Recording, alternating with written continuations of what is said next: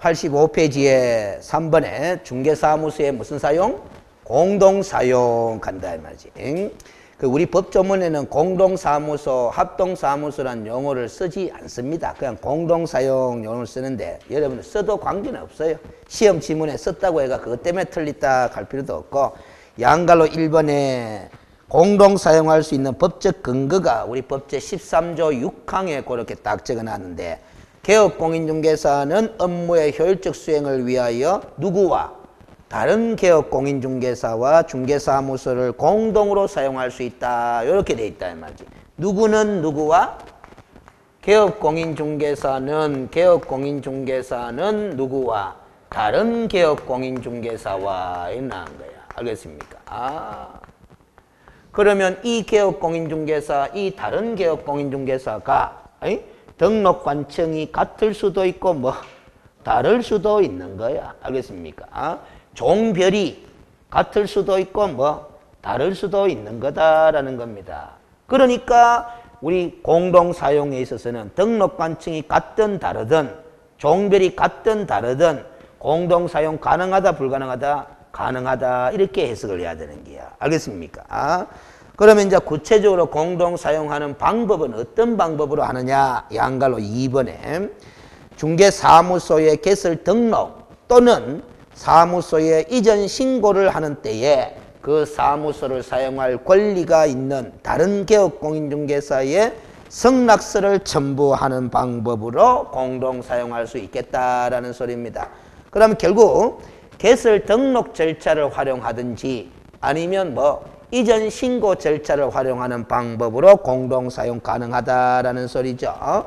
그래서 설명을 이렇게 해드렸잖아. 그래서 A 공인중개사, B 공인중개사가 뭐다? 사무실을 공동으로 확보해가 A도 등록 신청, B도 등록 신청해가 둘 다 등록 처분받으면 출발부터 무슨 사무소로?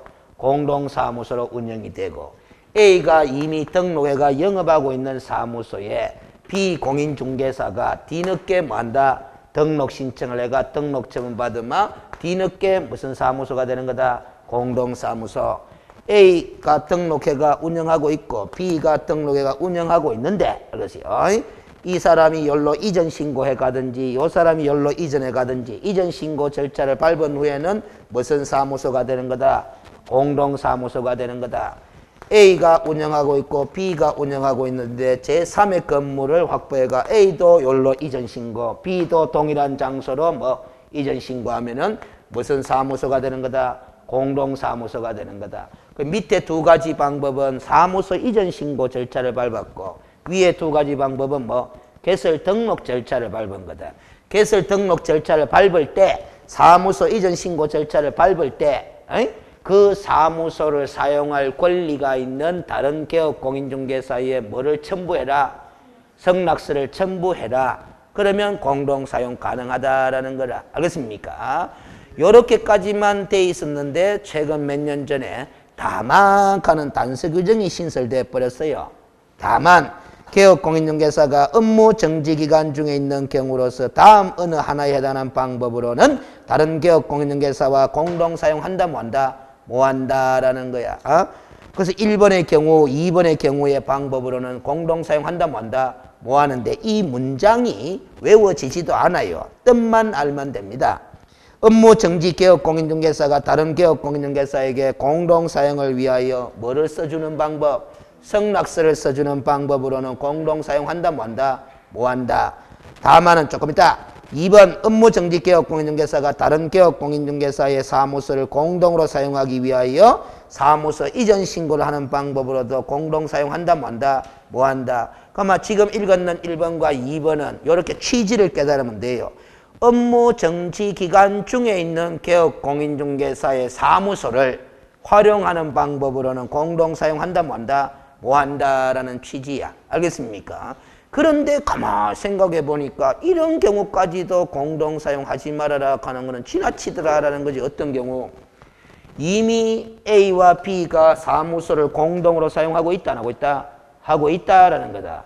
A가 개업공인중개사, B도 개업공인중개사잖아요. 사무실 같이 쓰고 있다면.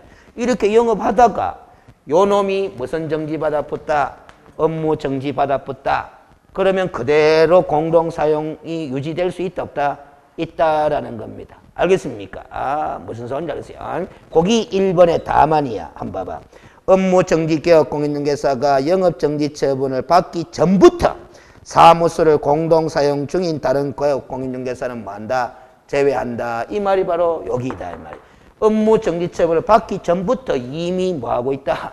공동사용하고 있다라는 겁니다. 근데 뒤늦게 뭐 한 사람이 업무정지 받았으면 그대로 뭐다? 놔둔다라는 소리입니다. 알겠습니까? 이런 소리. 그 다음 양갈로 3번에 공동사용 시 구성개업공인중개사의 의무 해놨는데 숫자 제한은 명문에 규정이 있다 없다? 없다. 숫자 제한하는 규정이 따로 없는데 봐봐요. 아까 13조 6항은 개업공인중개사는 다른 개업공인중개사와 공동사용할 수 있다 돼 있으니까 개업공인중개사 혼자 쓰는 공동사용한다면 뭐 하는 기고 당연히 몇 명 이상? 2명 이상 돼야 되는 거지. 근데 5명, 6명, 7명 숫자 제한 규정이 있다 없다? 없다라는 소리라요. 옛날에는 있었다라는 소리야. 알겠습니까? 지금은 없어요. 알겠어요?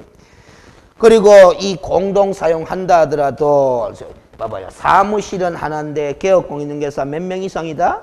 2명 이상이다라는 거예요. 그러면 우리가 공인중개사법에서 공부하는 대부분의 내용은 누구의 의무를 공부하는 거다? 개업공인중개사의 의무를 공부하는 건데 공동사용하는 경우에 개업공인중개사가 부담하는 의무는 공동으로 의무를 이행하는 게 아니고 다 따로따로 의무를 이행하는 거다라는 겁니다. 알겠어요? 그러면 사무소를 말랐고 공동으로 사용하노? 공동사용하는 목적은 뭐냐? 법조문에는 아까 업무의 효율적인 수행을 위하여 이리 적어 놨지만 그 속에 담겨져 있는 뜻은 의무를 공동으로 수행하는 뜻이 아니고 단순히 사무실만 같이 쓸 뿐이다라는 소리입니다. 알겠습니까? 그런 거죠. 그래서 마지막 줄에 보면 각종 의무는 구성개업공인중개사 별로 각각 부담한다 하는 사실. 알겠어요? 각각 부담한다는 사실. 자, 그래서 제일 밑에 각조 22번을 한번 봐봐요. 22번 제일 밑에 줄에 공동사용하는 개업공인중개사 각각은 별도의 개업공인중개사이고 다만 중개사무소만을 공동으로 사용하는 것일 뿐이다. 따라서 한 명의 개업공인중개사가 무슨 처분을 받는다 해도 행정처분을 받는다 하여도 공동사용하는 다른 개업공인중개사에게는 영향을 미친다 안 미친다? 안 미친다. 이거 아닙니까? 이 A가 업무정지처분에 행정처분을 받았다 하더라도 B는 행정처분 받은 거다 안 받은 거다? 안 받은 거다. 계속 영업하면 된다 안 된다? 된다라는 소리입니다. 알겠습니까? 그러면 됐고 86페이지에 알겠어요. 이게 여러 가지 사례들이 이제 출제거리가 될 만한 사례들을 소개해 놓은 게거든요. 알겠어요. 그래서 우리가 이런 것도 한번 봐봐요. 이 A도 개업공인중개사, B도 개업공인중개사인데 자신의 고용인을 고용할 수 있다 없다? 있다. 소속공인중개사나 중개보조원을 고용인으로 고용할 수 있는데 이자를 고용했으면 누가 고용신고하는 거다? B가 고용신고하는 거야. A가 대신 고용신고하는 거 아니다라는 소리입니다. 알겠죠? 그리고 이 고용인의 업무상 행위는 누구의 행위로 본다? A, B 전체 행위로 보는 게 아니고 B의 행위로 본다. B를 뭐라고 가리키느냐? 그를 고용한 개업공인중개사. 이렇게 본다. 고용한 개업공인중개사의 행위로 본다라는 거야. 알겠습니까? 그런 것도 적어놨다.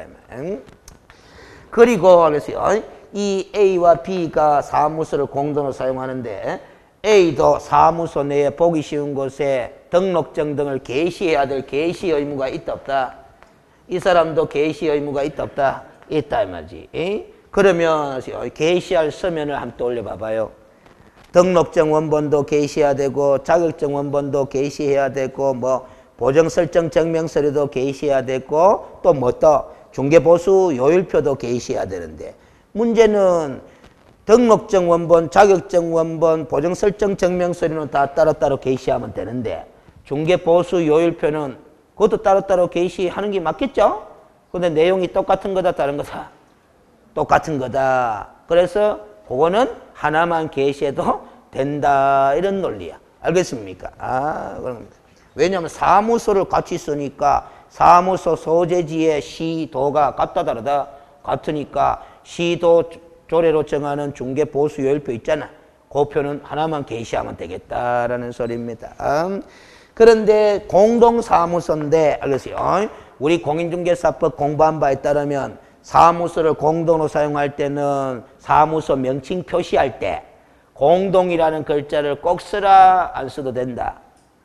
쓰라 하는 규정이 없더라라는 겁니다. 그 대신에 무슨 규정이 있더라? 사무소 명칭 표시할 때는 뭐다? 요 문자 중에 하나를 쓰라라고 돼 있잖아. 공인중개사 사무소 또는 뭐 부동산 중개라는 문자를 사용해야 한다 하는 규정이 있잖아. 공동으로 사용한다고 공동이라는 용어를 사용해라 하는 조문은 있다 없다? 없으니까 공동사무소라는 표현을 사용하지 않아도 된다라는 소리입니다. 알겠습니까?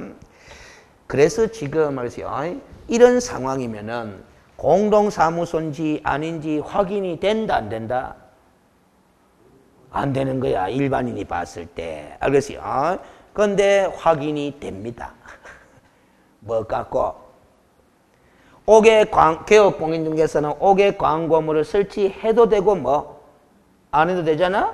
그러면 설치하는 경우에는 자기의 성명이 있잖아. 성명을 어느 정도 크기로? 인식할 수 있는 정도의 크기로 표기하여야 한다 하는 규정이 있죠. 알겠어요? 그러면 A, B가 뭐다? 공동 사용하고 있으면은 바깥에 5개 광고물을 설치했잖아? 설치했으면은 A의 이름도 표기, B의 이름도 뭐? 표기, 이렇게 돼 있다, 이 말이에요. 그러면 이제 대표자 성명, 알겠어요? 개업공인의 성명이 뭐다? 한 명이 아니고 뭐, 여러 명이 표기되어 있으면 무슨 사무소인갑다? 공동사무소인갑다? 이렇게 인식하면 되는 거예요. 알겠습니까? 이 경우에 또 문제가 터져요. 실무로 가면은. 근데 사무소는 하는데 간판이 하나일까, 인가배? 2개 달아도 됩니다. 알겠어요? 근데 대체로 1개 달겠지. 그러면 이름은 여러 개 달겠지. 표시하겠죠? 상호는 그러면. 상호. 빵빵 공인중개사 사무소 갈 때 빵빵 있잖아요. 이거 상호. 알겠어요? 이거는 뭐다? 이거는 똑같은 상호를 사용해도 되고, 알겠어요? 별도의 상호를 사용해도 관계없고, 알겠습니까? 그럼 그 상호는 어디에 기재되어 있는 걸 그대로 5개 광고물에 표시해야 되느냐면 A도 등록 신청했었나 안 했었나? B도 등록 신청했죠? 그럼 등록 신청서 양식에 보면은 자기가 사용할 상호를 기재하게 돼 있다 안 돼 있다? 돼 있습니다. 거기에 기재해 놓은 상호를 5개 광고물의 상호로 사용하면 됩니다. 일치하면 돼요. 알겠습니까? 그럼 처음부터 공동사무소 설치하잖아? 그러면 A도 등록 신청하고 B도 등록 신청할 때 같은 상호를 사용해도 된다, 안 된다?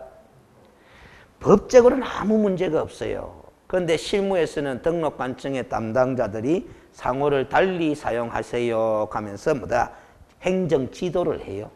알겠습니까? 왜냐하면 나중에 거래계약서 작성 교부하고 확인설명서 작성 교부 다 개별 구성개업 공인중개사별로 따로따로 다 하잖아. 거기에 상호가 동일하면 책임 소재가 뭐 불분명해질 수도 있기 때문에 상호를 가급적이면 뭐다? 다른 상호를 사용하도록 하세요라고 행정지도를 해요. 알겠습니까? 그러면 공무원이 행정지도하는데 법적으로는 따를 필요 없다 해도 따라야 되나 안 따라야 되나?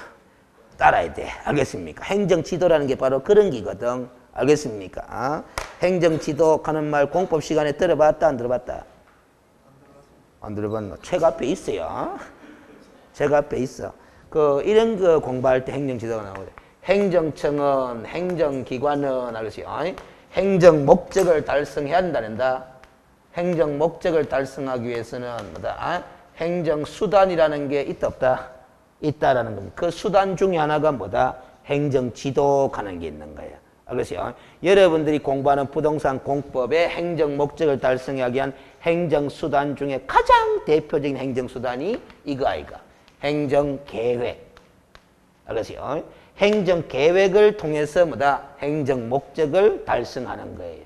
그 행정계획이 광역도시계획, 도시기본계획, 도시관리계획 이런 게 다 뭐다? 행정계획이에요. 알겠습니까? 행정계획. 알겠습니까? 그러니까 여러분들 그 광역도시계획이다, 기본계획, 관리계획은 여러분들이 수립하고 입안할 권한이 있다 없다? 없어요. 알겠습니까? 행정청이 다 하는 거야. 그런데 그 행정계획의 내용이 일반 토지 소유자들한테도 뭐 재산권 행사에 영향을 미칠 수 있더라 없더라? 있기 때문에 그 행정계획을 수립하는 과정에 누구의 의견을 들어보는 기다. 주민들의 의견을 들어보는 절차가 들어가는 거지. 알겠습니까? 그럽니다.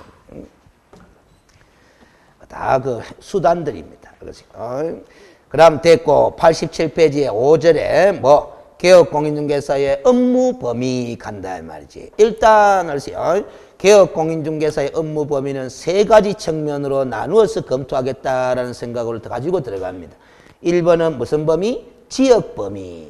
2번은 무슨 범위? 취급할 수 있는 중개대상물의 범위. 3번은 무슨 범위? 겸업 업무의 범위. 이런 세 가지 측면에서 업무 범위를 다뤄보겠다라는 거야. 그러면 첫 번째 알겠어요? 지역 범위부터 다뤄보자라는 거지. 알겠어요? 지역 범위. 그런데 법인 및 공인중개사인 개업공인중개사는 지역 제한 규정이 있다 없다? 없더라. 규정이 없어요. 규정이. 그래서 지역 제한이 있다 없다? 없다라는 소리입니다. 알겠습니까? 없다라는 거야. 근데 다른 법률의 규정에 의해 중개업을 할 수 있는 소위 특수법인의 경우에는 지역 제한이 있을까요? 없을까요? 요리 물어마. 뭐라고 답하면 된다. 그렇게 답하지 말고 그 틀린 건 아닌데 그러세요. 개별법을 따른다. 아니면 개별법을 봐야 한다. 이렇게 머리 굴리면 돼요. 그럼 개별법을 보니까 제한이 있을 수도 있고 뭐 없을 수도 있는 거지. 뭐. 알겠어요? 왜 그렇게만 공부하면 되느냐 하면은 알겠어요? 그 개별법의 내용까지 시험 문제에 물어본다? 안 물어보거든. 출제 범위 넘어가는 거니까. 알겠습니까? 그래서 이런 건 내면 진짜 요거도 먹어요. 지역농협협동조합이 다른 법률의 규정에 따라 중개업을 할 수 있는 경우로 자주 들어보는 거잖아. 그럼 지역농협협동조합의 업무 지역 범위 제한이 있는지 없는지 농협협동조합법 찾아봐야 될 거 아닙니까? 찾아보면 지역 제한이 제가 찾아봤거든. 없어.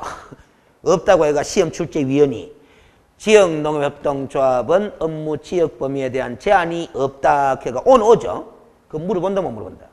물어보면 요거도 묻는 거예요. 출제 범위 넘어선 기다. 농협협동조합법의 내용을 확인하지 않고서는 알 길이 없는 기거든.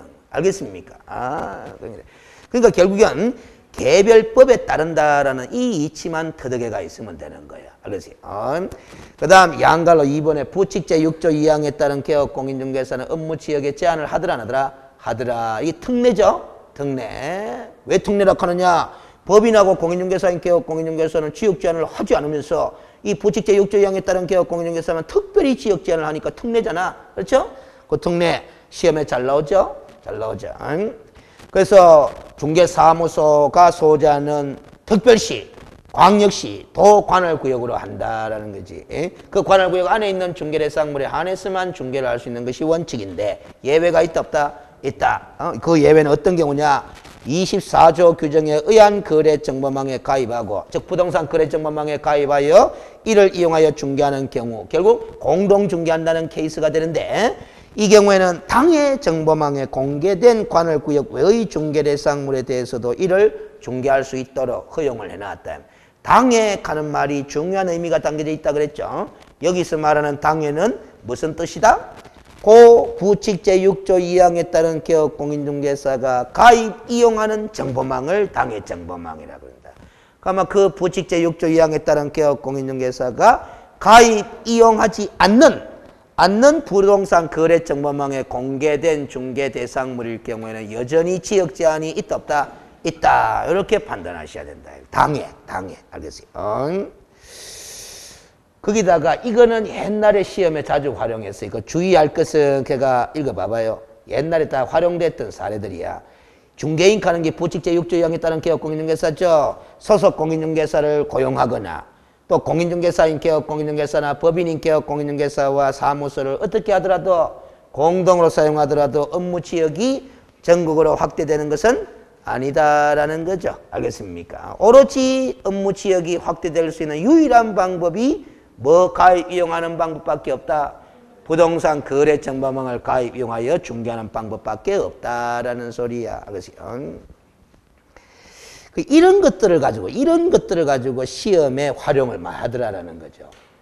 부칙제 6조 2항에 따른 개업공인중개사가 자격증이 없으니까 자격증이 있는 소속공인중개사를 많이 고용을 하게 되면 업무 지역이 넓어질 수도 있지 않겠느냐. 이런 식으로 수험생들이 뭐다? 오류를 범하도록 유도를 한다는다.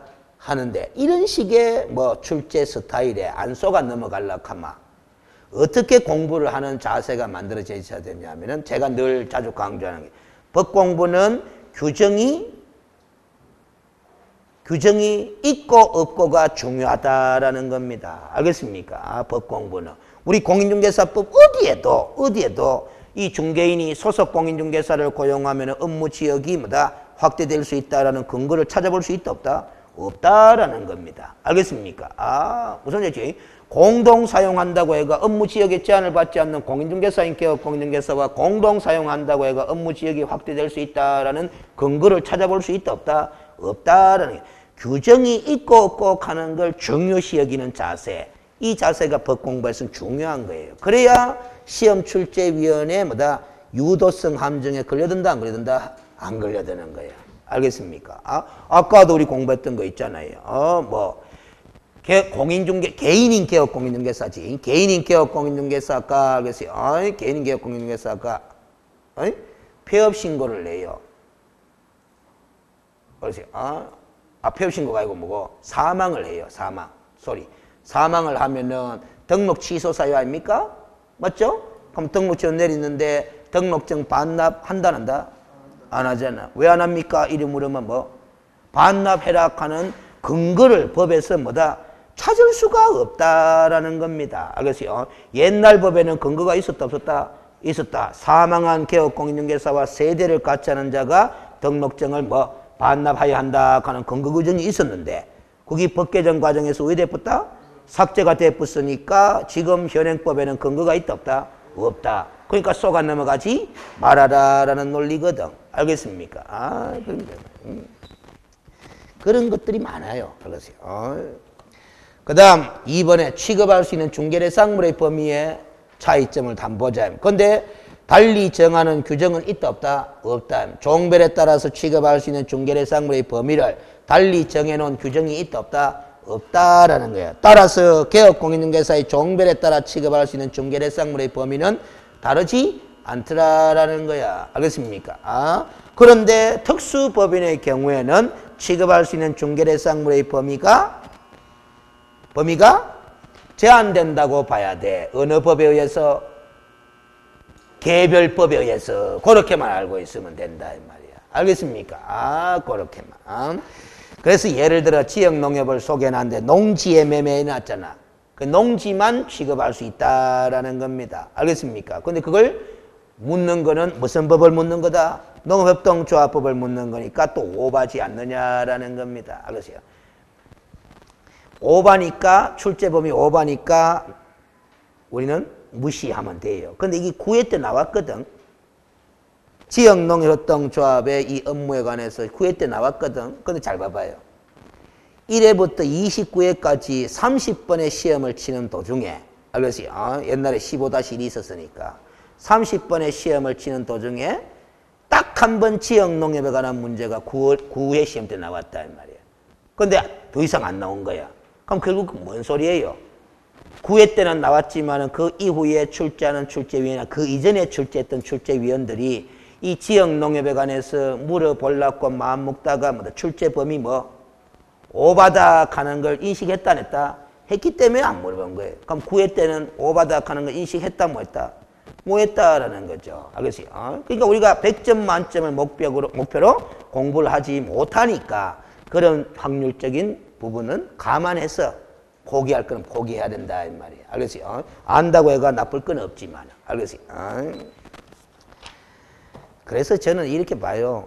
우리 학생들이 모의고사 친다고 치는 문제지를 딱 봤는데 지역농협에 관해서 옛날에 9회 때 물었던 문제 있지? 그걸 그대로 또 모의고사에 수록해놨어. 그럼 그 모의고사를 만든 필자가 누군지 몰라도 고민이 없는 거예요. 그 사람 한번 출제됐으면 무조건 내면 되지 이런 생각을 가지는 거거든. 알겠습니까? 문제를 만들어낼 때는 고민을 해야 됩니다. 알겠어요? 아무리 그것이 뭐다 가치가 없는 문제라도 그래도 나올 수도 있지 않느냐라는 어떤 뭐다 그 어느 정도의 확률적인 근거를 가지고 만들어내야 합니다. 88페이지에 보면 3번에 개업공인중개사의 겸업 업무의 범위 제일 중요합니다. 업무 범위에 있어서는 시험에 올해도 또 나올 게입니다. 이 겸업 업무의 범위에 대해서는. 그런데 지금 두 줄이 제일 중요하죠. 이게 아웃라인입니다. 중개법인에 대해서만 우리 법제 14조에서 특별히 겸업의 제한을 하고 있을 뿐 개인인 개업공인중개사의 경우에는 특별히 겸업을 제한하는 규정이 있다 없다? 없더라라는 겁니다. 여기 아웃라인이야. 알겠습니까? 아웃라인이야. 그러면 알았어요. 논리적으로 이리 되는 거 아닙니까? 알겠어요. 이리 되는 게. 중개법인을 일반적으로 이제 법인인 개업공인중개사 이렇게 해요. 알겠어요. 그 특수법인은 우리가 법인인 개업공인중개사로 지칭을 잘 안 하거든. 알겠어요. 분석한다. 이 사람에게는 14조에서 제한을 하고 있다, 안 하고 있다? 제한을 하고 있다라는 거야. 그럼 14조를 보면 조금 더 볼 게 있는데, 알겠어요? 6가지 업무를 겸업으로 제한하고 있어요. 알겠어요?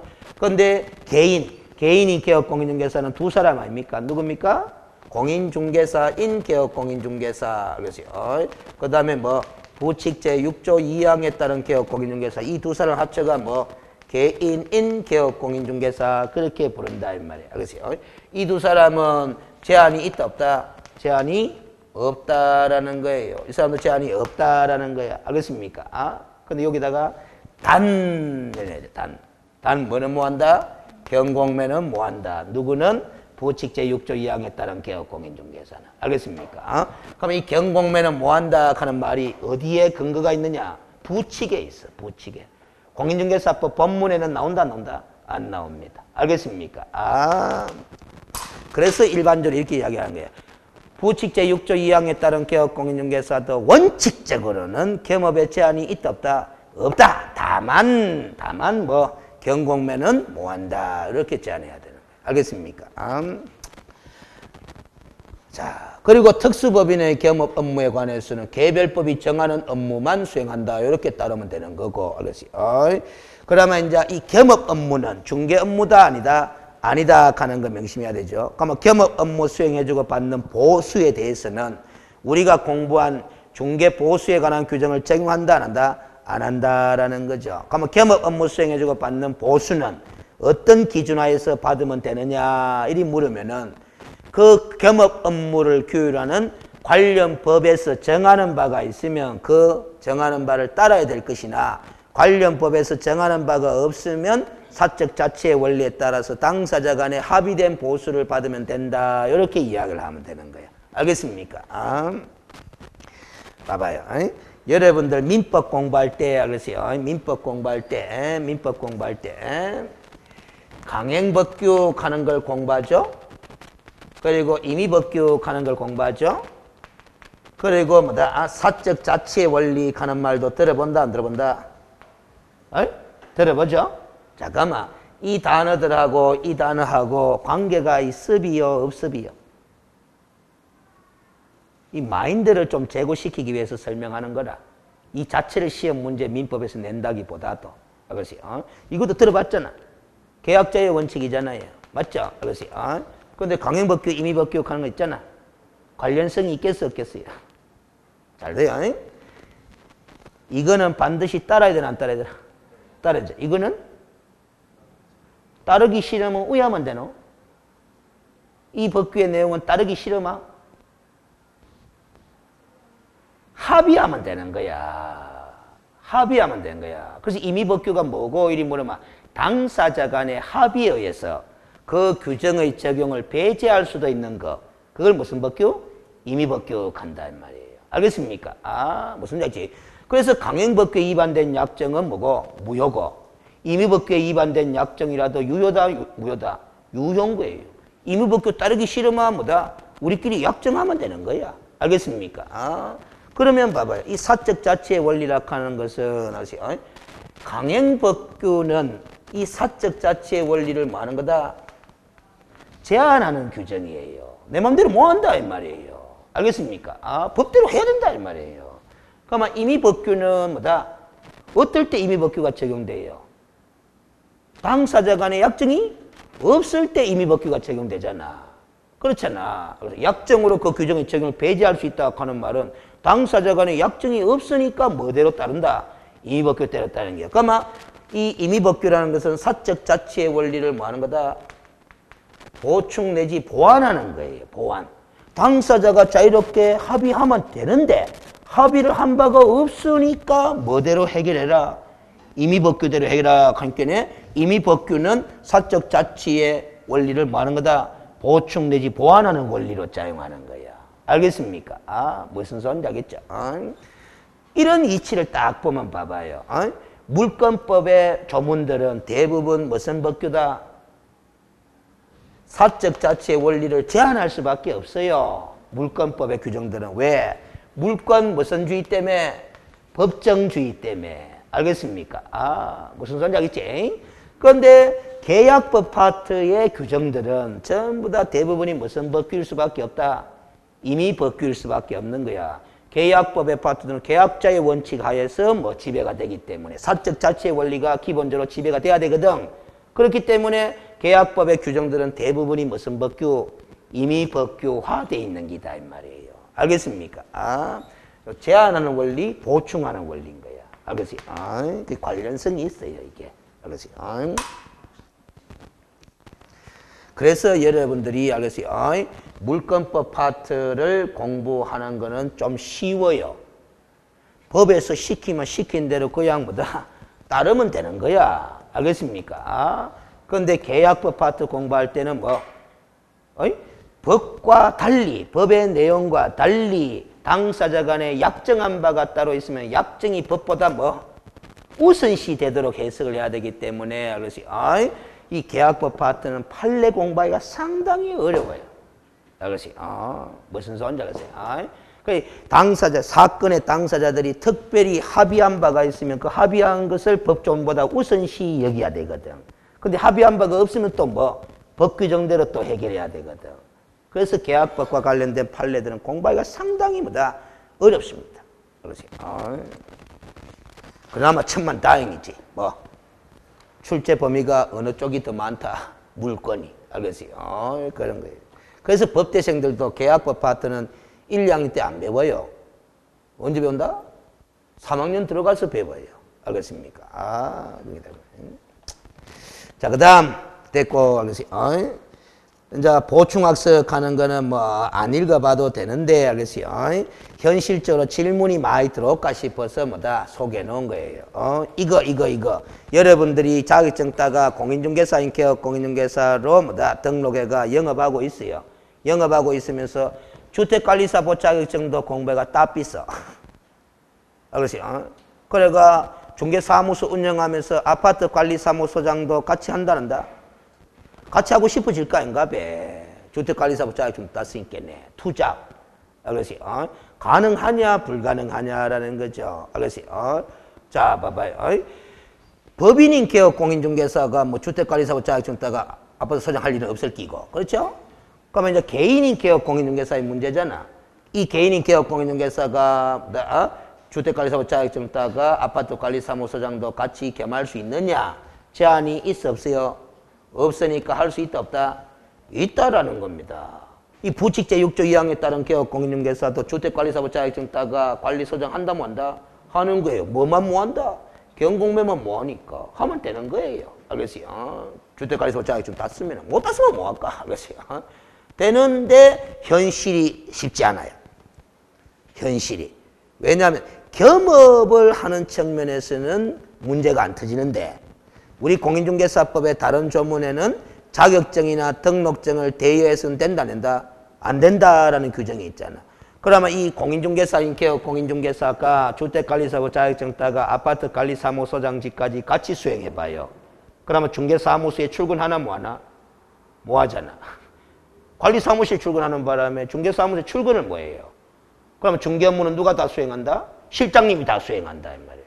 그래놓고 소장님이 도장만 톡톡 찍어주는 거야 이거. 그럼 이게 무슨 증 대여고 등록증 내지 자격증 대여로 가버리거든. 알았죠? 그러면 이제 겸직이나 겸업을 제한하지는 않는다고 하더라도 알겠어요?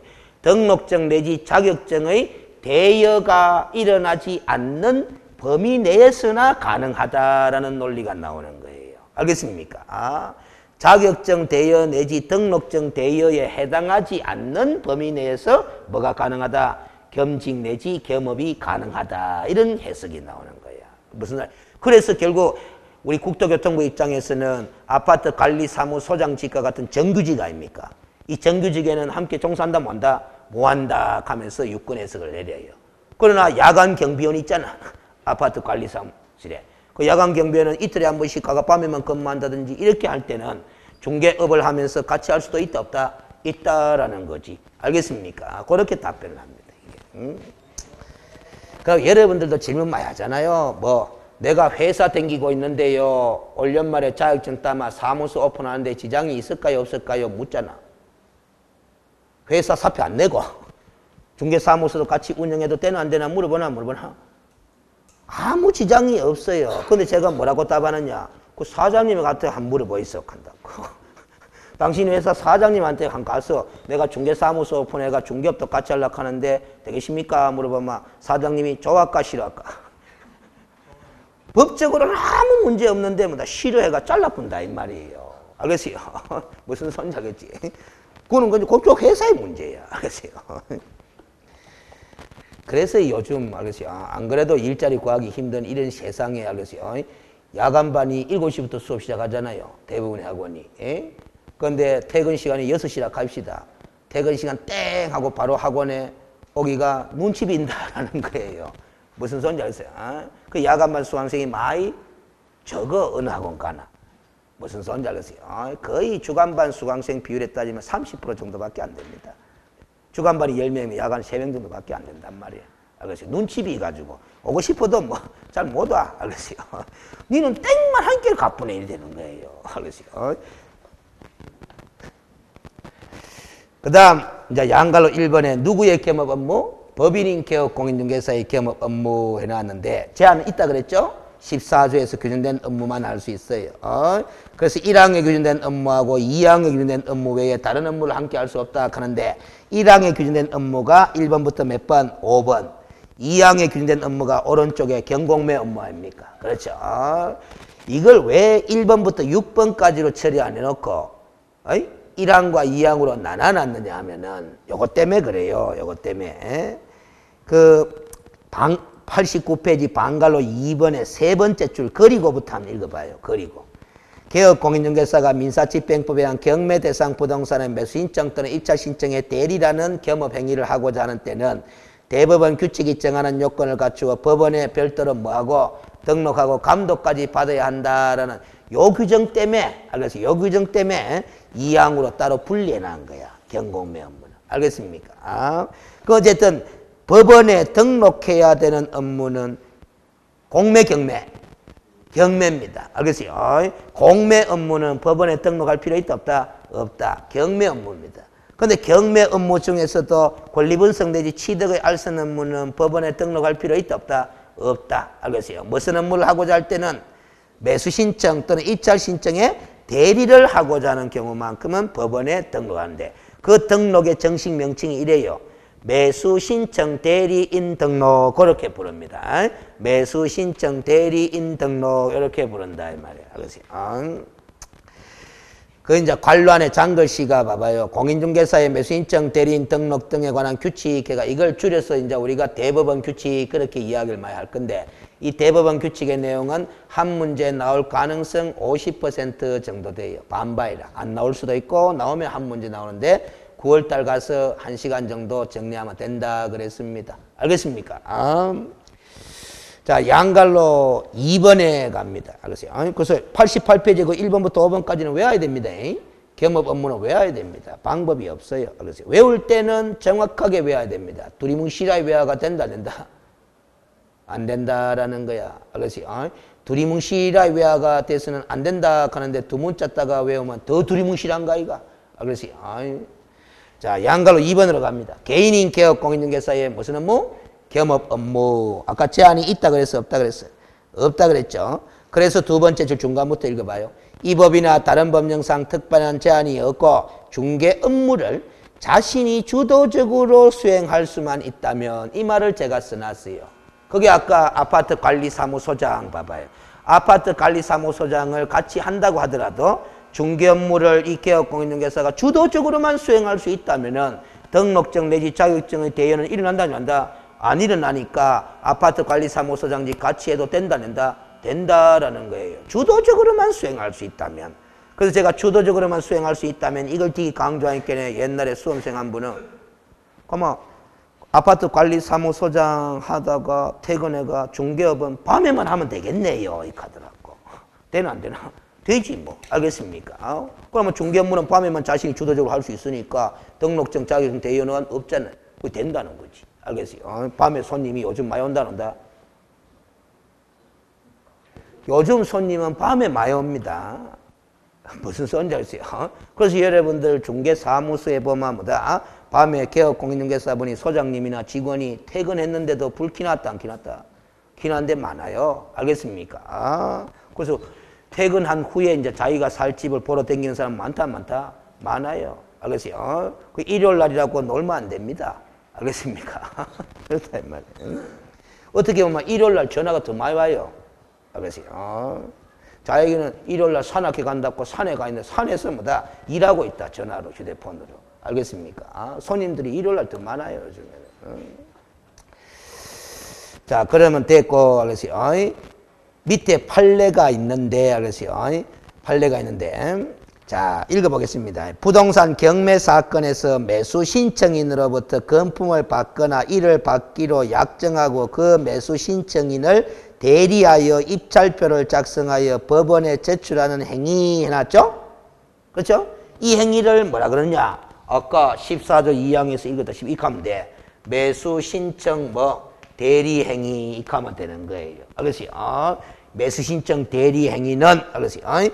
대리 행위는 매수 신청인의 경매차를 대리한 것으로서 변호사법이 규정한 금품을 받거나 받을 것을 약속하고 법률 사건에 관하여 대리한 경우에 해당되므로 매수 신청 대리 행위를 할 수 없는 누가 부칙 제6조 2항에 따른 개업공인중개사가 경매 업무를 수행한 경우로서 공인중개사법 위반이 아니라 무슨 법 위반이 된다?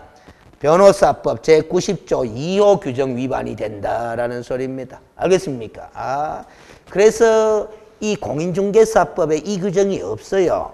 부칙 제6조 2항에 따른 개업공인중개사가 경매 부동산에 대한 매수신청 대리 행위 하나 뭐하나? 뭐하잖아? 뭐한다 하는 규정은 있는데 하면 어떤 처벌의 대상이 되는지 처벌에 관한 규정 나온다 안 나온다? 안 나와요. 공인중개사법에는. 당연히 안 나오죠. 어느 법 위반이기 때문에 변호사법 위반이기 때문에 변호사법의 처벌 규정에 따라서 처벌받는 거야. 알겠습니까? 그렇게 이해하시면 되고 뒷페이지 보충학습 해놨는데 법무사에 관한 내용인데 지하도 관계없습니다. 안 읽어봐도 돼요. 시험에 절대 안 나옵니다. 참고사항으로 제가 그냥 궁금할까 싶어서 해놨어요. 여러분들이 알겠어요. 법무사 자격증하고 공인중개사 자격증 따면 어느 자격증 써먹고 싶어요?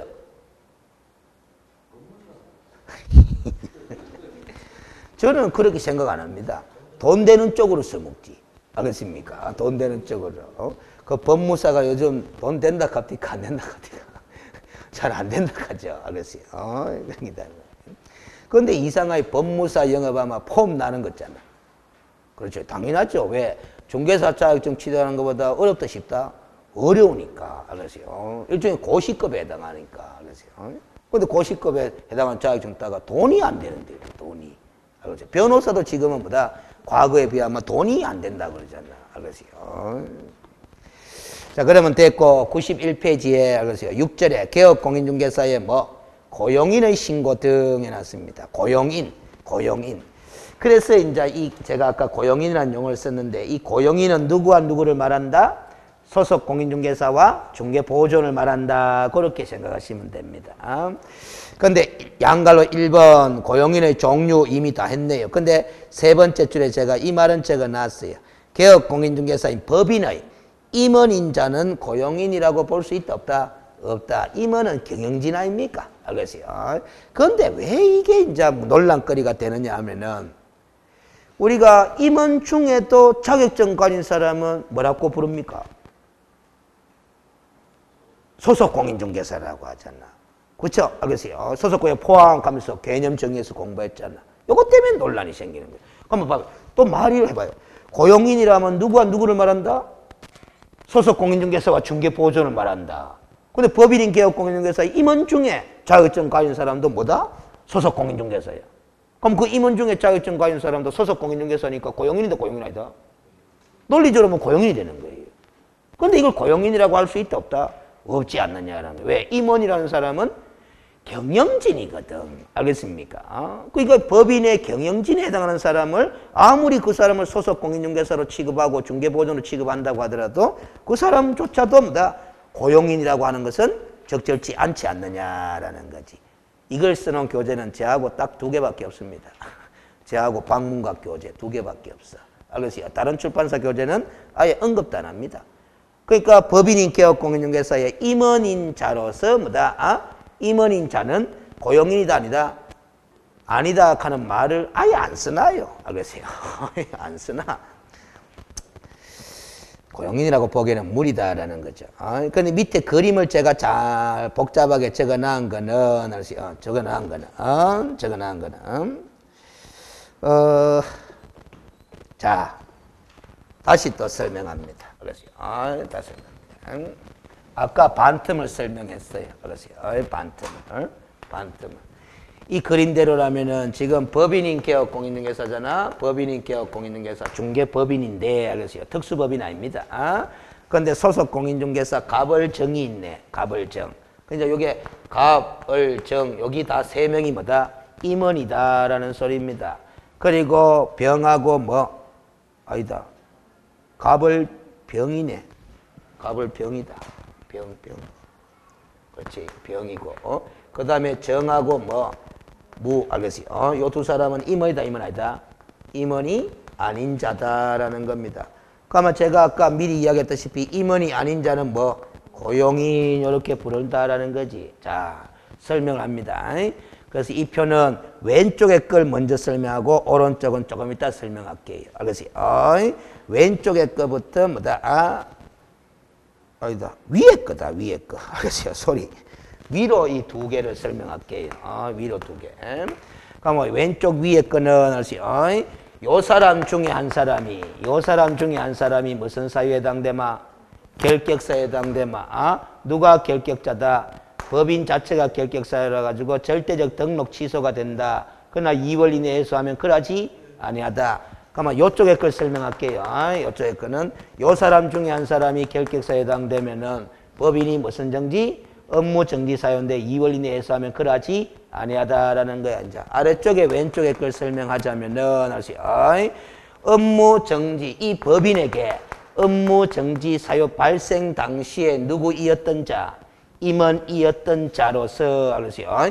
이 법인에게 내려진 업무 정지 기간이 경과되지 아니한 자는 그 임원이었던 자도 결격사유다, 결격사유다, 결격사유다라는 거야. 그런데 오른쪽에 것 설명하면은 이 법인에게 업무 정지 사유 발생 당시에 누구이었던 자? 임원이 아니었던 자는 이 법인의 업무 정지 기간 동안 결격사유다 아니다? 아니다. 알겠어요? 그러면 요 사람은 요 법인의 업무 정지 사유 발생 당시에 요 사람이었던 사람은 알겠어요? 이 법인이 업무 정지 당했으면은 사표 내고 나와가 다른 사무실에 취직해도 된다, 안 된다? 된다. 결격사유가 아니기 때문에. 알겠습니까? 그걸 소개하는 게. 그러니까 글자를 잘 비교해서 보셔야 된다는 거지. 알겠어요? 임원이었던 자냐? 임원이 아니었던 자냐? 알겠어요? 그런 표현들. 그 다음 양갈로 2번에 반갈로 1번. 이제 고용인을 고용하거나 고용관계가 종료된 때는 등록관청에 뭐 해야 되는 거다? 신고해야 되는데 언제까지 신고해야 되느냐? 고용한 경우에는 교육을 받도록 한 후에 언제 전까지? 업무 개시 전까지 등록관청에 신고해라 라는 소리라. 알겠습니까?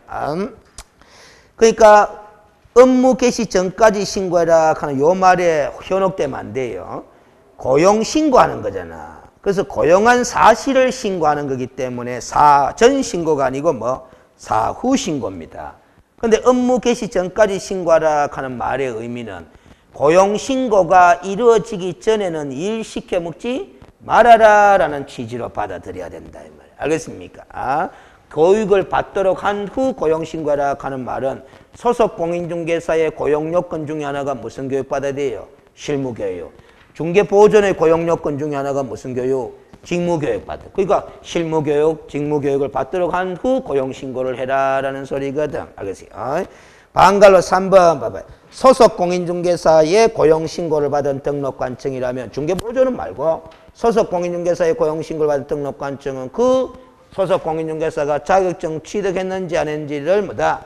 확인을 해야 한다. 해야 된다. 자격증 발급한 시도지사에게 자격 확인을 뭐해라? 요청해라라는 겁니다.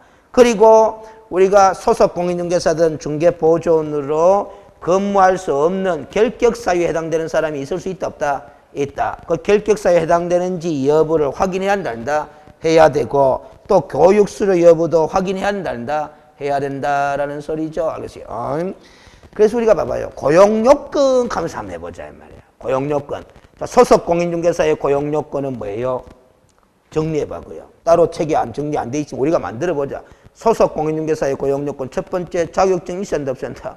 있어야 된다 이 말이지. 알겠습니까? 둘째 무슨 교육을 받았어야 된다? 실무교육을 받았어야 된다. 셋째 뭐? 결격사유에 해당되지 않아야 된다 이 소리잖아. 그 고용요건들을 다 확인해 보는 거죠. 알겠습니까? 그럼 중개보호전의 고용요건은 뭐예요? 두 가지 뿌이지 뭐. 알겠어요? 무슨 교육? 직무교육 받았나 안 받았나 확인. 그 다음 뭐 결격사에 해당되나 안 되나 확인. 그게 다지 뭐. 알겠어요? 그 다음 방갈로 4번에 고용관계 종료 신고입니다. 종료된 때는 종료된 날로부터 10일 이내에 고용관계 종료 신고를 합니다. 그리고 방갈로 5번 봐봐요. 외국인을 고용인으로 고용할 수도 있을 거다 없을 거다? 있을 거다라는 거죠. 그러나 결격사유에 해당되지 아니함을 증명하는 서류를 뭐해라? 첨부해라라는 겁니다. 2016년도에 신설됐다는 거죠. 알겠어요? 그게 당연한 소리입니다. 알겠어요? 외국인도 결격사유에 해당되면은 결국 고용한다 뭐 한다? 뭐 하는데 우리가 결격사유에 해당되는지 안 되는지 여부는 관계기관에 조회하는 방법을 하는데 외국인이기 때문에 관계기관에 조회한다 뭐 한다? 뭐 하니까 네 스스로가 뭐다? 증명하는 서류를 첨부해라라는 소리입니다. 알겠습니까?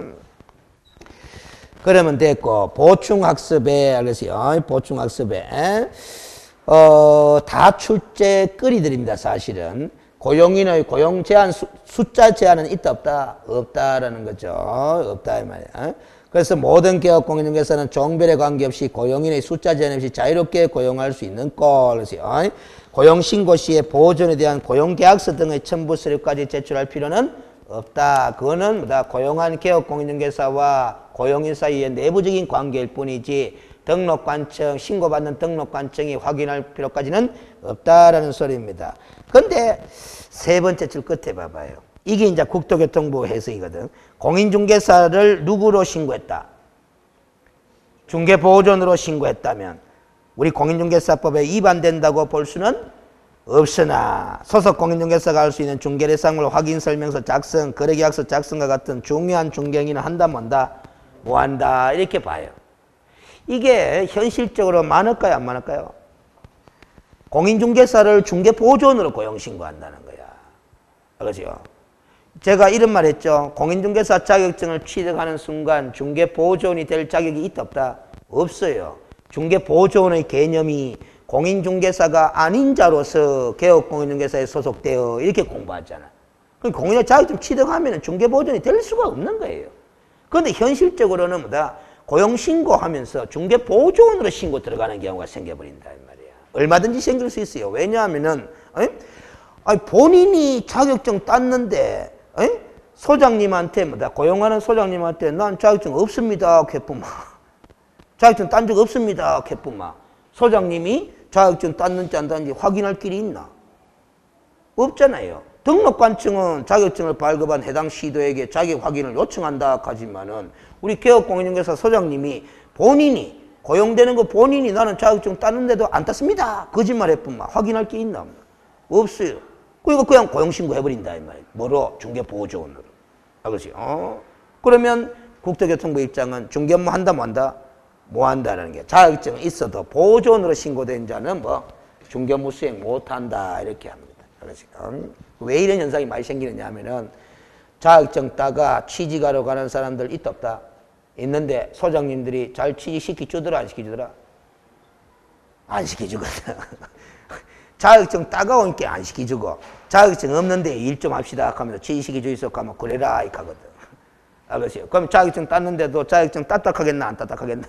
안 따딱하는 거지 뭐. 알겠어요? 무슨 말인지 알죠? 제가 했잖아. 자격증 따가 취직하러 가면은 알겠어요? 싫어한다 일반적으로. 왜 싫어합니까? 내가 물어봤다니까. 알겠어요? 요거 일종 가르치는 아픔만 보다 독립의 분. 알겠어요? 독립도 딴 지역 가가 하면 될 텐데 바로 옆에 또 독립의 분. 알겠어요? 거기다가 또 바로 옆에 독립해도 그냥 독립하면 또 모르는데 보다 고객 정보들 다 가가뿐. 알겠어요? 무슨 소리지? 근데 중개 보존 자격증 없는 사람을 고용하면 뭐다? 일 가르치나도 지가 자격증을 취득하지 않는 한 독립한다 뭐한다? 뭐 하거든. 알겠어요? 그러니까 요즘은 이렇더라고. 들어보면 자격증 땄는 사람들 고용할 때 별로 선호 안 하고 그 다음에 나이 연세 많은 사람들도 선호 별로 안 하고. 알겠어요? 무슨 소리인지 알겠죠? 그 연세 많으신 분들은 자격증 따면 직접 해본대. 알겠어요? 미리 배울 게 뭐 있나? 알겠어요? 근데 동그라미 2번도 하면 시험에 나왔는 건데, 알겠어요? 뭐냐면, 고용신고해야 되고, 고용관계 종료 신고해야 되는 상황인데, 신고를 안 하잖아? 그럼 신고 의무 위반이잖아요? 위반 시에 제재 규정이 있다, 없다? 없다라는 거예요. 제재 규정이 없을 때 어떻게 처리하느냐? 두 번째 줄 끝에 보면, 그 밖에 이 법 또는 이 법에 의한 명령이나 처분을 위반한 경우에 의해서 무슨 처분을 할 수 있다? 업무 정지 처분을 할 수 있다라는 거야. 그래서 이렇게 명심하라 그랬죠. 그 밖에 이 법 또는 이 법에 의한 명령이나 처분을 위반한 경우 가는 거는 법의 위반이면은 명확한데 제재 규정이 있다 없다? 없을 때 요걸 적용해가 무슨 정지 처분이 가능하다? 업무 정지 처분이 가능하다. 그렇게 하시면 돼요. 알았어요? 그 다음 양갈로 3번은 또 아까 외우는 사항이잖아. 월별로 다음 달 10일까지 협회 통보하는 사항에는 뭐 또 통보한다? 고용신고, 고용관계 종료 신고에 관한 사항도 통보사항이다라는 거라. 이런 걸 자꾸 읽어주면서 이제 기억을 또 하고 까먹으면 또 기억하고 그런 거예요. 알겠어요? 그러면 이제 93페이지에 이제 고용신고서, 고용관계 종료 신고서, 인장등록 신고서 일어났네? 그러면 중개보조는 인장등록 해요, 안 해요? 안 하잖아? 그러면 소속공인중개사에는 인장등록 하게 돼 있거든? 그러면 소속공인중개사는 고용신고 대상이잖아? 고용신고할 때 소속공인중개사의 인장등록도 함께 할 수도 있다, 없다? 있다. 그렇게 이해하시면 돼요. 뒤에 가면 꼴이 나옵니다. 알겠어요? 그러면 공부를 다 했고, 알겠어요? 94페이지에 봅니다. 고용인의 업무상 행위와 책임, 여기까지 가겠습니다. 시험에 어려운 주제로 잘 나옵니다. 어려운 주제로. 그래서 양갈로 1번에 민사책임인 손해배상 책임, 2번은 형사책임, 그 다음에 양갈로 3번은 뭐 행정상 책임이 돼 있다 이 말이지. 요걸 이렇게 설명을 늘 했죠. 늘. 자, 봐봐. 고용인이라는 사람이 있고, 그래서 아까 개업공인중개사가 고용을 했다 그랬잖아요. 고용관계잖아요.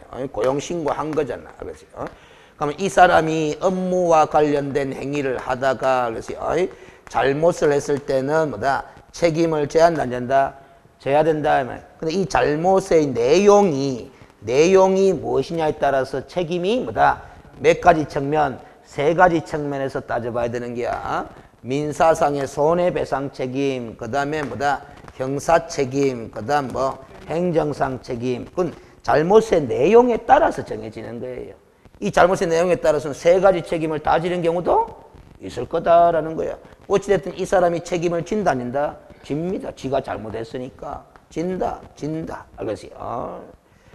형사 책임을 질 만한 잘못이면은 지는 거고, 형사 책임을 질 만한 잘못이 아니면 안 지는 거예요. 알겠습니까? 그래서 봐봐요. 소속 공인중개사라는 사람이 알겠어요? 업무를 수행하는 과정에서 성실 정확하게 설명하지 아니하거나 근거 자료를 제시하지 아니하면서 확인 설명을 하면은 뭐다? 행정상의 책임을 지는 사유죠. 자격정지 사유다 이 말이야. 그러면 그 소속 공인중개사는 자격정지 처분 받는 거야. 그러나 형사 책임지는 건 있다 없다? 없어요. 알겠습니까? 형사처벌 대상이 아니니까. 거기다가 설명을 성실정하게 하지 아니했다. 근거 자료를 제시하지 아니해가지고 거래 당사자인 의뢰인에게 그렇죠. 손해를 발생시켰을 수도 있고 뭐 안 시켰을 수도 있거든. 그럼 손해를 발생시켰다라면 뭐 민사 책임도 져야 되는 거예요. 그런데 손해를 발생시키지 않았다라면 행정상의 책임만 지고 뭐 민사상의 손해배상 책임은 없는 거죠. 알겠어요? 그건 잘못의 내용에 따라서. 그렇죠? 그럼 그를 고용한 개업공인중개사는 민사상의 손해배상 책임을 함께 져야 된다. 무슨 규정 때문에? 간주 규정 때문에. 형사상의 책임도 함께 져야 한다. 무슨 규정 때문에? 양벌 규정 때문에. 행정상의 책임도 함께 져야 된다. 무슨 규정 때문에? 간주 규정 때문에. 그래서 민사와 행정상의 책임은 무슨 규정 때문에? 간주 규정 때문에. 형사 책임은 무슨 규정 때문에? 양벌 규정 때문에. 알겠어요? 함께 지는 거야. 알겠어요? 그나마 이 고용인이 잘못한 내용이 뭐냐에 따라서는 간주 규정과 양벌 규정이 함께 적용되는 경우도 있다 없다? 있습니다. 간주 규정과 양벌 규정이 함께 적용돼 버리면은 뭐다? 민사, 형사, 행정상의 책임을 뭐 다 지게 되는 경우로 가게 되는 거지. 알겠습니까? 그래서 가장 대표적인 사례 하나로 이야기합니다. 자, 봐봐요. 소속 공인중개사가 있어요. 요걸 A라고 하고 고용한 개업공인중개사는 갑이라고 합시다. 알겠지? 이 소속 공인중개사가 의뢰인과 뭐 했다? 직접 거래를 했어요. 알겠지? 의뢰인과 직접 거래하면서 의뢰인을 기망해가지고 의뢰인에게 재산상 손해 3천만 원을 발생시켜 버렸어. 알겠습니까? 이런 잘못을 소속 공인중개사가 저질렀어요. 자, 소속 공인중개사의 책임부터 한번 따져볼까? 이 사람이 잘못한 거는 요거 아닙니까? 의뢰인과 직접 거래는 무슨 행위예요? 금지행위잖아. 금지행위 몇 년짜리예요? 3년짜리다. 3년 이하 징역 또는 3천만 원의 벌금형 사유라. 알겠어요? 그러면 금지행위를 소속이 저지르면 또 자격정지 사유라요? 아니라요? 자격정지 사유라. 알겠어요? 그리고 봐봐요. 3천만 원의 손해까지 발생시켰다 했잖아. 그러면 이 소속 공인중개사는 3천만 원의 손해배상 책임도 져야 되고 3년 이하의 징역 또는 3천만 원의 벌금형이라는 형사책임도 져야 되고 그 다음 뭐 금지행위니까 자격정지라는 행정상의 책임도 져야 된다 이 말이에요. 그런데 그를 고용한 개업공인중개사는 간주규정 때문에 지가 누구와 직접 거래한 거나 마찬가지가 된다. 의뢰인과 직접 거래한 것이나 마찬가지가 돼. 그럼 이 사람이 뭐 의뢰인과 직접 거래를 함으로써 의뢰인에게 재산상 3천만 원 손해 발생시켰잖아. 함께 연대해서 손해배상 책임 져야 된다. 줘야 된다라는 소리야. 무슨 규정 때문에? 간주 규정 때문에. 그런데 3년 이하 징역 또는 3천만 원 이하의 벌금형에 해당하는 형사처벌에 해당하는 불법을 저질렀으니까 양벌 규정이 적용돼가 뭐 이 사람은 얼마? 3천만 원 이하의 벌금형을 과할 수 있다 없다? 있다라는 겁니다. 알겠습니까? 그게 양벌 규정이잖아. 근데 다만 개업공인중개사가 소속 공인중개사가 저런 의뢰인과 직접 거래를 하지 못하도록 상당한 지휘와 감독을 기울였다라면 양벌 규정은 적용한다 안 한다? 안 한다. 그런데 상당한 지휘와 감독을 기울였다 하더라도 간주 규정은 적용된다 안 된다? 됩니다. 이건 무과실 책임이니까. 양벌 규정에 의한 벌금형은 뭐 과실 책임이니까. 알겠습니까? 그래야 된다. 그 다음에 행정상의 책임으로서 봐봐요. 소속 공인중개사가 금지행위를 한 거는 간주 규정상 개업공인중개사가 금지한 것이나 마찬가지죠? 그럼 개업공인중개사가 금지행위 저지르면 무슨 취소 사유? 상대적 등록 취소 사유가 된다 이 말이에요. 그렇지? 그럼 이 사건은 봐봐요. 잘못은 소속 공인중개사 저지르는데 소속 공인중개사가 3천만 원 이하의 손해배상 3천만 원에 대한 손해배상 책임도 짓고 뭐 3년 이하 징역 또는 3천만 원의 벌금형 그다음에 뭐 자격정지 처분. 개업공인중개사는 간주 규정과 양벌 규정 때문에 3천만 원에 대한 손해배상 책임의 연대 책임을 져야 되고 또 양벌 규정 때문에 뭐 과실이 있다라면 3천만 원 이하의 벌금형도 받고 그다음 뭐 등록도 취소될 수 있는 사유라요. 알겠습니까? 심각한 영향을 받습니다. 이 간주 규정과 양벌 규정 때문에. 알겠습니까? 그래야 된다. 그런데 이렇게 해서 양벌 규정이 적용돼가 3천만 원의 벌금형을 받잖아? 받아도 뭐다? 결격 사유로 처리한다 한다? 이 법에 위반하여 300만 원 이상의 벌금형을 선고받고 3년이 경과되지 아니한 자로 처리한다 한다? 안 한다. 안 한다. 양벌 규정에 의해서 벌금형 선고받은 경우는 결격 사유로 포함시킨다 안 시킨다? 안 시킨다 하는 게요. 알겠습니까? 그런 것들이 시험 지문을 다 분산돼가 만들어질 수 있는 거다 이 말이야. 에? 그러면 이제 공부가 다 끝났는데 94페이지에 판례를 한번 봐봐요. 판례. 에? 그래서 1번 판례는 알았어요. 1번 판례는 마지막 세 줄만 읽어봐봐요. 위 규정이 즉 간주 규정은 중개보존이 고의 또는 과실로 거래 당사자에게 손해를 입힌 경우에 그 중개보존을 고용한 개업공인중개사반이 손해배상 책임을 지도록 하고 보존에게는 손해배상 책임을 지우지 않는다는 취지를 규정한 것은 아니다. 이렇게 적어놨다는 것은 간주 규정을 둔 취지는 함께 책임을 묻기 위한 취지의 규정이지 고용한 개업공인중개사에게만 책임을 묻기 위한 취지의 규정은 아니다라는 거죠. 2번 판례는 알았어요. 2번 판례는 또 줄건한 거 먼저 봐봐요. 불법 행위에 가담하지 아니한 누구에게 불법 행위에 가담하지 아니한 개업공인중개사의 책임을 묻고 있는 피해자에게 과실이 있다면 이 나서 자 불법 행위에 가담하지 아니한 자 봐봐요. 이 불법 행위에 가담하지 않은 개업공인중개사에게 손해배상 책임을 피해자인 의뢰인이 묻고 있는 거야. 연대 책임이니까 이자한테 책임 물을 수도 있는 거죠. 근데 이 사람은 불법 행위에 직접 가담했다 안 했다? 아니 이 사람한테 책임을 묻고 있는 거야. 그런데 그 책임을 묻고 있는 피해자인 의뢰인에게도 과실이 있으면 개업공인중개사는 연대에서 손해배상 책임질 때 피해자 의뢰인 당신도 과실이 있지 않느냐? 내 손해배상 책임을 과실 상계하자라고 책임을 깎아달라고 주장해도 된다? 된다라는 소리입니다. 알겠습니까? 이 과실 상계라는 것은 서로 간에 과실이 있어야 되는 겁니다. 알겠습니까?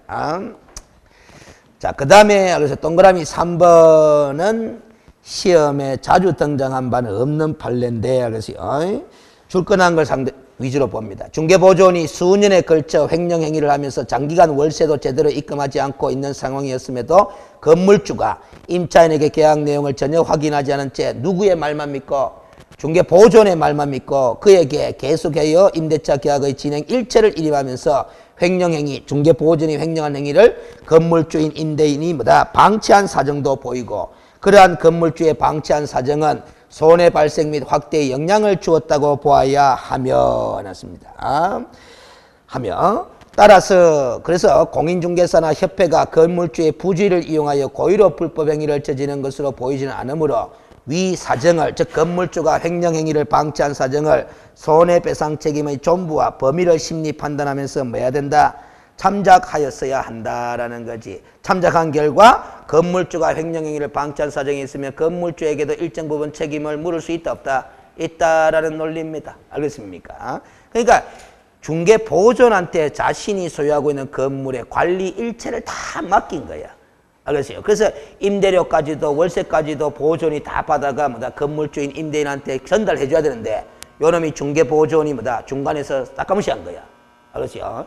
횡령행위를 한 거지. 배달사고를 일으킨 거야. 건물주한테 줄 월세를 갖다가 누가 싹 중간에서 보존이 낚아챘다라는 소리입니다. 그런데 그렇게 해서 결국 누구한테 손해를 발생시켰다? 건물주한테 손해를 발생시킨 거잖아. 알겠습니까? 누가? 보조원이. 알겠어요? 근데 건물주도 그 보조원의 말만 믿고 행한 행동을 하는 바람에 횡령행위를 방치하는 사정이 인정되더라 안 되더라? 되더라. 그 건물주에도 일정 부분 책임을 물을 수 있다 없다? 있다. 이런 논리가 됩니다. 알겠어요? 보존에게만 전적으로 100% 손해배상 책임을 물을 수는 없다라는 논리. 알겠어요? 자, 그런 식으로 하면 되고 96페이지에 이제 누구와 누구를 비교해 놨으니까 소속 공인중개사와 중개보존을 비교해 놨으니까 참고해서 한번 판단해 보시면 돼요.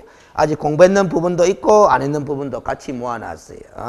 그래서 오늘은 여기까지 하고 알겠어요. 다음 주에 인장의 등록부터 또 진행에 들어가는데 다음 주에는 이제 사법적 규정이 좀 들어가기 시작합니다. 그 119페이지부터 행하는 중개계약제도는 사법적 성격의 규정들이야. 알겠어요. 개업공인중개사 등과 의뢰인과의 관계 속에서 준수해야 될 의무사항들을 점검하는 겁니다. 알겠어요.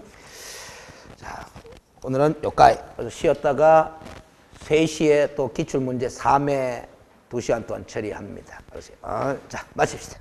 수고했습니다. 네.